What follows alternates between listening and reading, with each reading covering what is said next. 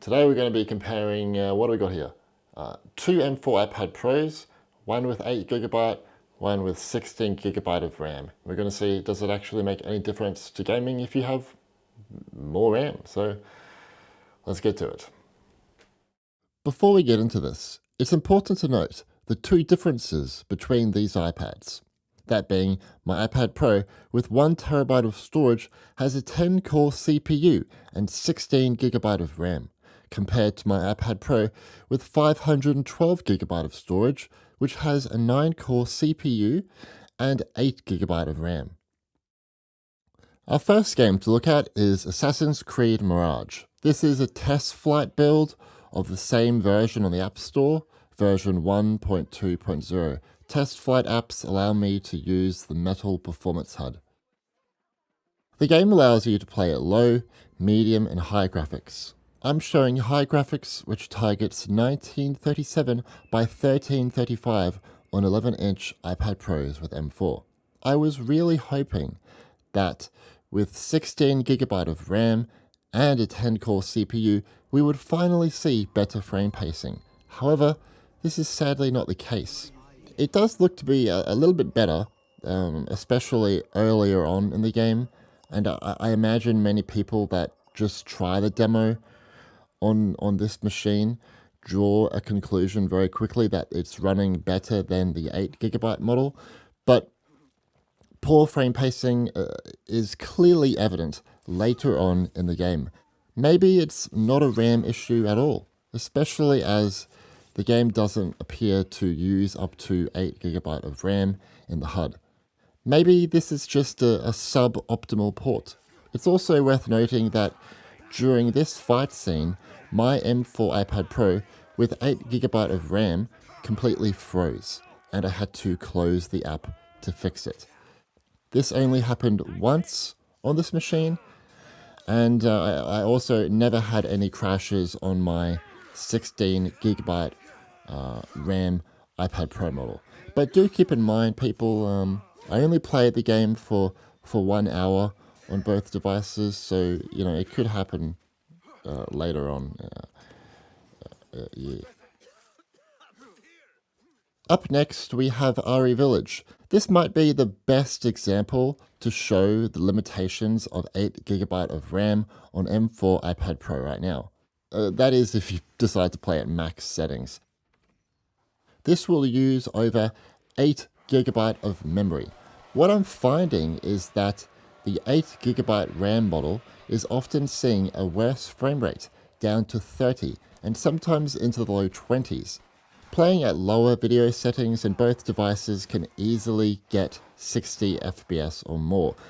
I just wanted to show a real-world example of how max graphics do not run as well when you have 8GB of RAM. I don't have access to a test flight build of this game, so I tracked performance using Xcode instruments to gather the following data. The game used a little over 10GB of memory on both machines. It saturated 150.3% of the CPU on the 16GB RAM model and 225.8% on the 8GB RAM model. And the average GPU hardware utilization was 99.9% on both machines.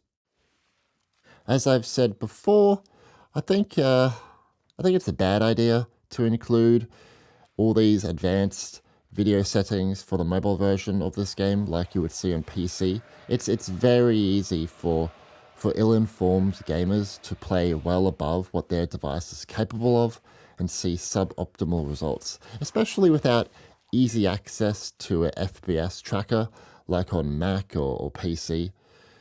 It's kind of hard to know what the hell the game is running at.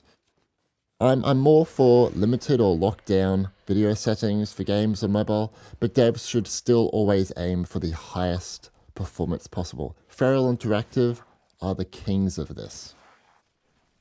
Up next, we have Death Stranding. By default on 11-inch iPad Pros, the game runs at 1546 by 1080, 30 FPS, low graphics, and metal effects looks to be on temporal performance mode. So there is a little bit of a difference between these two machines actually. On my 8GB RAM model, it is able to stay to 30 FPS, and it obviously is here with the 16 gig RAM model as well. However, there is a slight improvement with having 16 gig of RAM in that the frame pacing is actually dramatically improved for the 30 FPS target, which is quite strange. I actually don't know why this is happening. This provides a fairly smoother experience, but I don't imagine most of you will actually notice the difference in person, unless you're looking for it, I guess. My 8GB model also dropped below the 30 FPS target during a beached things encounter. Do keep in mind, it's very important to keep in mind, I don't think this game has been updated for M4 hardware still. I think this might be like the M2 version. So it's definitely needing an update, as I think this chip could play well above low settings, and we'll see this later on in the video. I don't have access to a test flight build of this game anymore, so I tracked performance using Xcode instruments to gather the following data. The game used 5.31GB of memory on both machines. It saturated 95.3% of the CPU on the 16GB model and 89.5% on the 8GB RAM model. Also, almost one core on both, with the average GPU hardware utilization being 89.1% on both machines. Moving on, here is Resident Evil 4.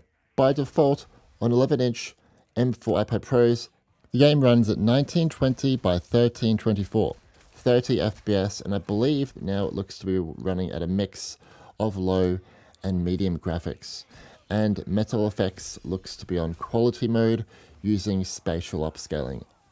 On screen, you can see the settings of what this game is running at on this device. I was able to look at this data using the game's config file or whatever in the Files app.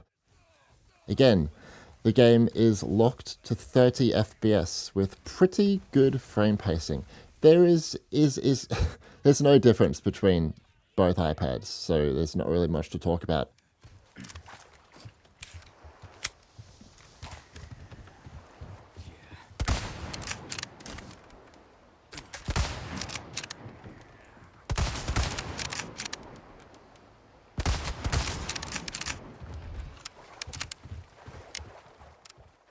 I don't have a test flight build of this game anymore, so I have tracked performance using Xcode instruments to gather the following data. The game used 4.32GB of memory on my 16GB model and 4.48GB on my 8GB RAM model. It saturated 69.1% of the CPU on my 16GB RAM model and 53.8% on my 8GB RAM model. And the average GPU hardware utilization was 94.3% on my 16GB model and 92.2% on my 8GB RAM model. Alrighty, our final game to look at is Divinity Original Sin 2. On 11-inch iPad Pros, the game runs at native 1920 by 1324, ultra graphics and 60 FPS. I'll be honest, there's really no difference between either machines. I think the thing to note is that the game only takes up 2.7 GB of memory in peak here, which is really quite incredible actually. For the most part, the game is able to maintain 60 FPS throughout gameplay on M4 iPad Pros. This was not possible on M2 iPads and M1 iPads. There is one scene, mind you, that I find absolutely punishes the GPU, and that's right here.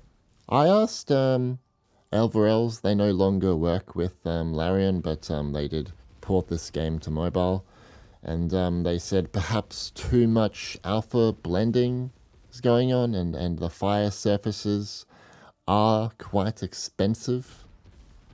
So yeah, I looked at this scene as well in Xcode Instruments and I got the following data.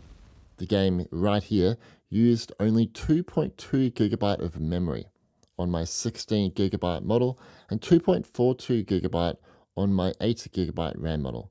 It saturated 126.3% of the CPU on my 16 gigabyte RAM model and 129.1% on my 8 gigabyte RAM model. And the average GPU hardware utilization was 98.3% on my 16 gigabyte model and 96.6% on my 8 gigabyte RAM model.